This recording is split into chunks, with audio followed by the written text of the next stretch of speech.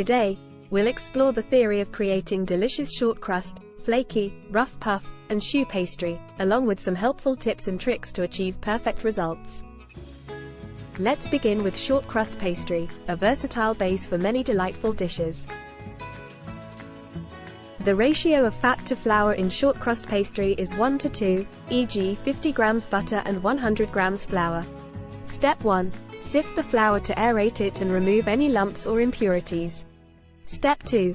Rub in the fat with your fingertips, using the coolest part of your hand. Lift your hands high to incorporate air, and it should resemble fine breadcrumbs. Step 3. Add cold water all at once to avoid melting the fat. Mix with a round-bladed knife until a stiff dough forms. Step 4. Knead the dough lightly into a firm texture, being careful not to press out the air. Step 5.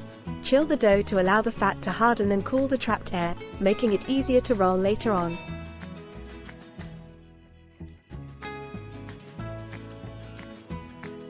Rules for rolling out the dough are essential to maintain the pastry's integrity.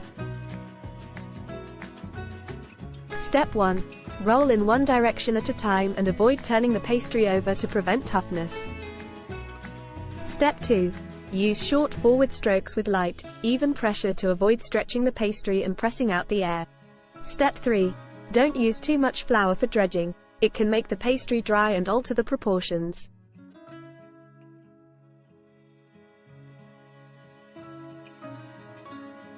Step 4. Remember not to stretch the pastry during rolling, as it will shrink during baking. To give your pie an attractive appearance, you can try various methods like sprinkling with sugar, creating honeycomb cutout designs, crimping, fluting, using shaped cutters, or making a lattice pattern. Now, let's explore the choices of fat and flour for short crust pastry. For flour, sifting plain flour with air as a raising agent is commonly used.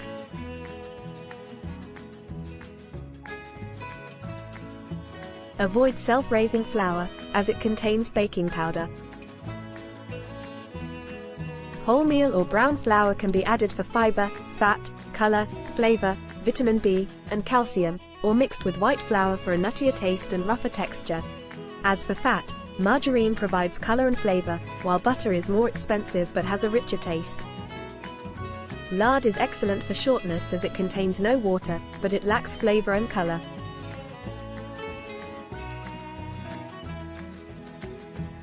A mixture of fats, like lard and butter, can combine shortening power with color and flavor. Short crust pastry can create a variety of delicious dishes, such as meat and fruit pies, Cornish pasties, curry puffs, quiche, jam tarts, and many more. If you encounter issues like hard or tough pastry, here are some reasons and solutions. 1. Conditions not cool enough. Make sure everything stays cool during the preparation process. 2. Fat not hard enough. Use hard fat to avoid melting during rubbing in. 4. Not enough air incorporated. Lift hands high and rub in the fat to incorporate air properly. 5. Heavy handling or kneading. Handle lightly to avoid pressing out air and forming tough pastry. 6. Too much water added. Measure accurately to maintain the right proportion of fat to flour. Next, let's explore the method of making flaky pastry and the reasons behind each step. The ratio of fat to flour for flaky pastry is 3 to 4, so 150 grams butter and 200 grams flour. Step 1. Sift the flour to aerate and remove lumps. Step 2. Make the détrempé. Cut the fat into quarters and rub in 1/4 using the coolest part of your hands. Step 3. Add cold water and lemon juice all at once to make a soft dough and mix with a round-bladed knife to keep everything cool. Step 4. Knead the dough lightly to develop gluten's elasticity. Step 5. Relax the dough in the fridge, then press, roll, the dough into an oblong shape.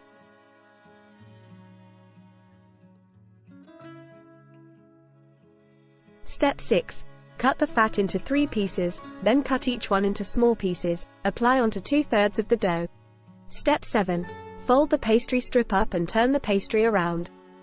Roll out again and apply the pieces of butter onto the pastry. Repeat these steps until you no longer have any fat left. Rest in the fridge between rolling. There should be a total of 4 rollings in all. Moving on to rough puff pastry, here's how to make it. The ratio of fat to flour for rough puff pastry is 3 to 4, so 150 grams butter to 200 grams plain flour. Step 1. Chop or grate all of the butter into small, even-sized pieces and add it to the flour. Step 2. Stir in lemon juice and water to form a dough. Step 3. Roll the dough into a long oblong strip, being careful not to break up the fat lumps. Step 4. Fold the dough into 3, keeping the corners square, and seal the edges. Step 5. Repeat rolling, folding, and turning at least 2 more times. Relax the pastry in the fridge, covered. If your rough puff pastry doesn't rise well, these might be the reasons. 1. Butter too soft. It breaks up rather than forming air pockets. 2. Dough rolled too hard. Air and fat lumps get squashed. 3. Mixture too dry. The pastry can't produce enough steam to expand the layers. 4. Not allowed to rest in a cool place. Butter melts, and gluten doesn't develop. 5. Not sealed edges during rolling. Air escapes, preventing proper rising. Now, let's delve into the magical world of choux pastry, the foundation for cream puffs, eclairs, and beignets. Step 1. Heat water and fat, butter, together until the fat melts, and the water boils. Step 2. Add flour all at once, stirring vigorously to form a dough. Step 3. Remove from heat and allow to cool.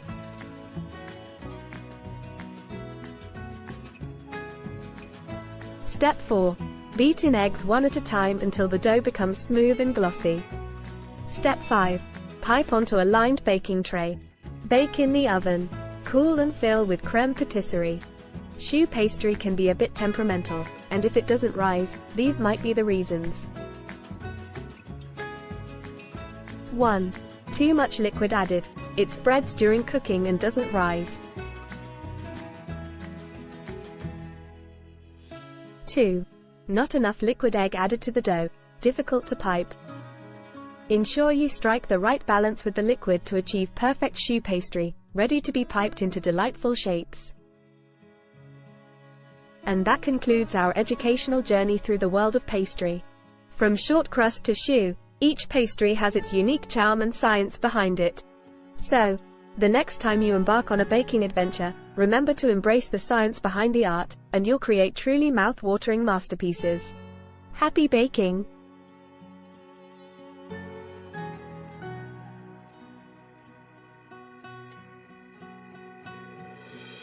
Thanks for watching.